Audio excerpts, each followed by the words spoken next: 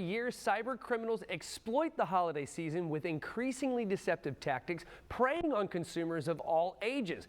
JB Morgan Chase's Deidre Porcher shares scams to look out for and tips for shopping, traveling, and donating safely this year. Thank you so very much for joining us today. I really do appreciate your time. So what are the most common types of scams we should be on the lookout for right now?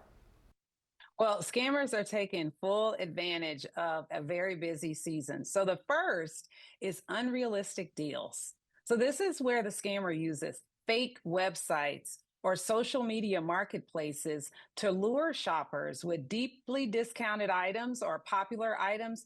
Turns out the items don't even exist. So you got to be careful with those. Number two, travel scams. So this is where the scammer will mimic or recreate a very familiar travel website, but the website doesn't exist. They want you to log in and share your personal information and maybe even try to get your computer infected with malware. So be really cautious with those.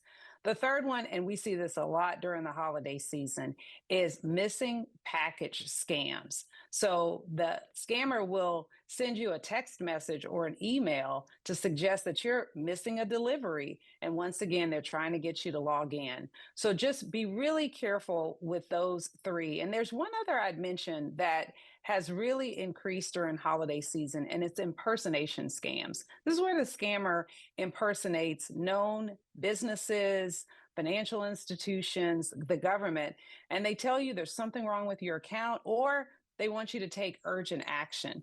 You want to be really cautious there. And if you're on the phone and you don't feel great, hang up the phone and call back with trusted source with legitimate information, and always make sure that you're logging into a legitimate URL. So those are the ones that I would say you should really watch out for. Yeah, I have seen all of them. I've seen every single one of those, and it's, you know, especially like oh, hey, are you interested in this, that, or the other? You're like, no, this is such a scam. Like, there's all this, and then the one about the fake items online. I love sports, and I'm always looking for a cool jersey. So like, there's always like a little, oh, get an NFL jersey for like $60. Like, that's not real. That's never gonna happen. Like, moving on. Okay, so are there any tips or tools you can share to help us protect ourselves? Well, I'm so glad you shared about the jersey because the fake deals are a thing. I think it gets all of us want a great deal.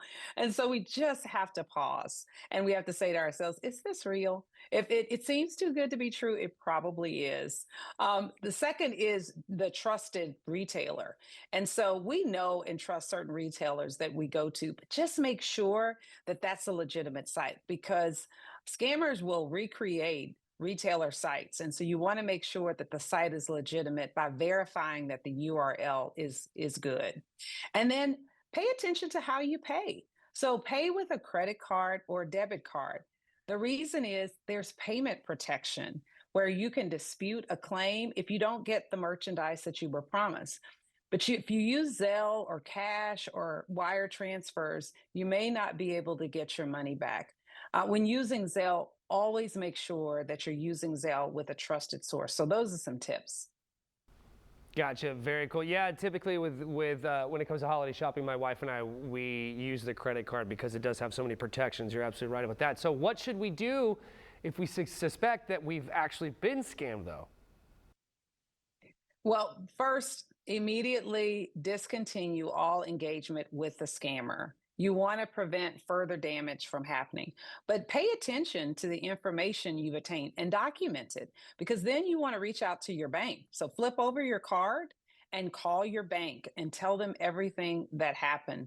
And then file a police report. Share the information. Don't be ashamed that you think you may be been a victim. You may be able to prevent further damage and also may prevent someone else from becoming a victim.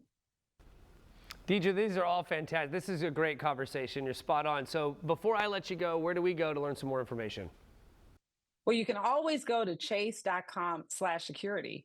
But since I'm also talking to Jacksonville, we have a workshop on November 20th. So you should come out and get more tips on how to protect yourself during this holiday season. Excellent. Thank you so very much for your time today. We really do appreciate it. And guys, if you want to catch this segment again or others like it, just head over to First Coast News Plus.